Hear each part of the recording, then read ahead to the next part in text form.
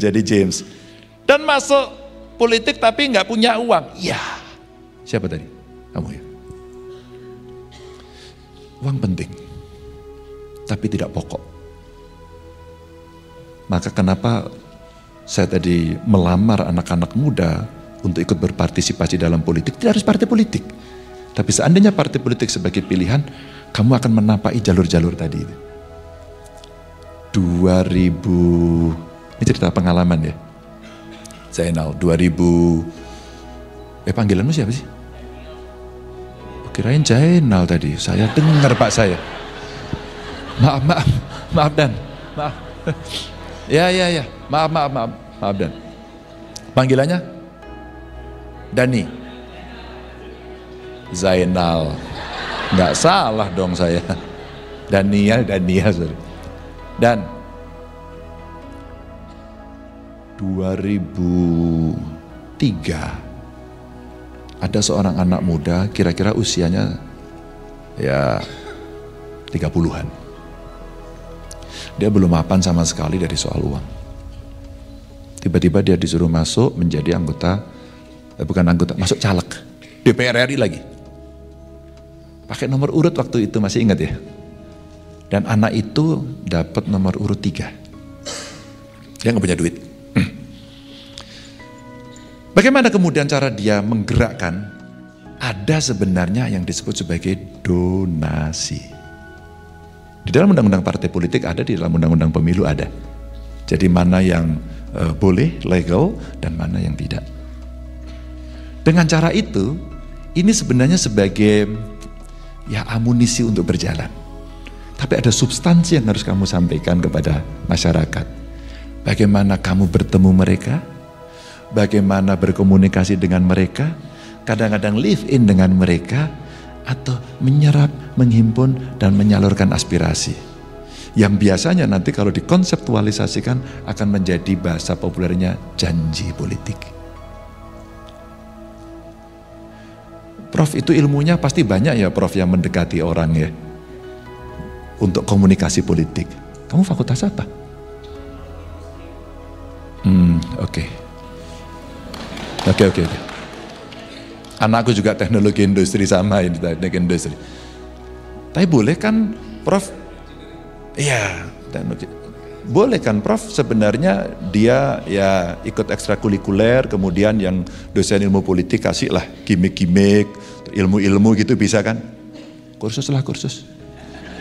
Kamu lebih nyaman kira-kira kalau mau kursus politik singkat ke guru besarmu atau ke saya? Ke saya. Maaf. Ke saya. Pilihanmu tepat. Praktisi, praktisi.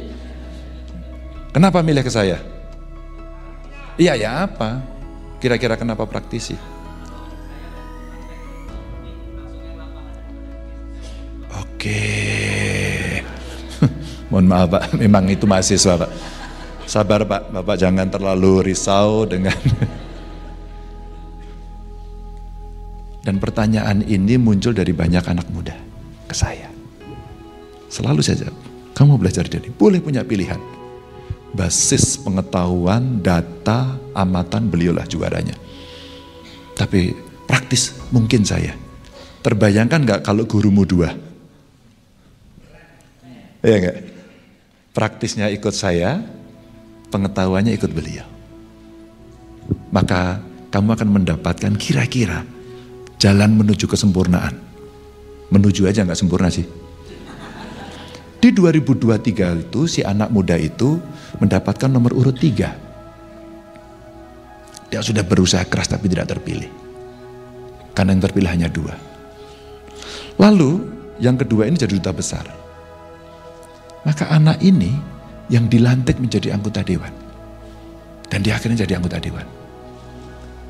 Dia menyelesaikan beberapa RUU, ikut aktif dan sebagainya. Anak ini mulai terkenal. Terus kemudian ditugaskan mimpin pansus, menjadi pimpinan komisi, banyak sekali penugasan. Sampai akhirnya dia masuk pada pemilihan yang kedua, dia ikut lagi. Dia sudah dapat nomor lebih baik. Nomor 1 dia. Lalu kontestasi lagi, terpilih lagi. Periode pertama dia nggak punya uang. Yang ada adalah ketekunan dia ketemu masyarakat. Satu persatu, ketemu kelompok masyarakat. Siap untuk berdiskusi, siap untuk mendengarkan, siap untuk mendapatkan masukan. Dan dia belajar betul. Anak itu namanya Ganjar Pranowo. Ini praktis Pak, ini praktis. Itu praktis. Maka live in kepada masyarakat penting. Dan saya diajari sejak mahasiswa. Senior saya dulu, saya ketua Mapala, apalagi Mapala ya, kemana-mana. Teman-teman senior saya di GMBNI ngajarin, ayo ketemu masyarakat, merasakan apa yang ada.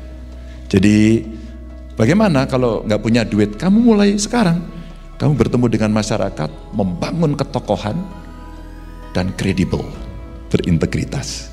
Pasti masyarakat, saya percaya. Sesi kedua, silakan.